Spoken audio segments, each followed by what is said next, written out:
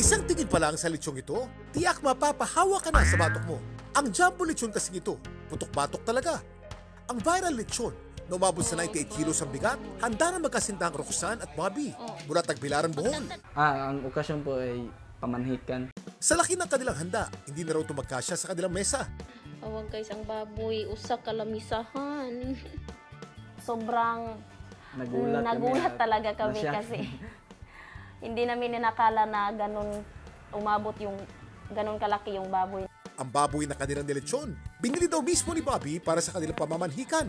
Oktubre pa lang daw ay iihawin na dapat ito. Kasi supposedly, sabi niya, October sana siya mamanhikan sa amin. Kaso na-postpone yun. Kaya, umabot ng December, kaya ganun kalaki yung baboy na inalaga namin. Sa laki ng lechon, hindi raw ito naubos ng mga bisita.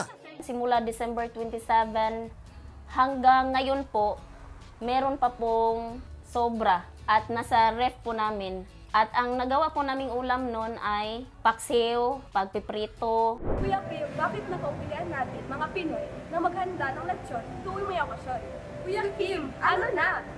Ang paghahanda ng lechon tuwing may okasyon, tira nakadikit na sa ating kultura at sikmura. Ang paghahanda kasi nito, simbolo ng pagdiriwang at kasaganahan.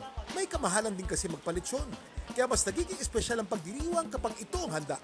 Ang salitang lechon, nanggaling sa Spanish word na leche.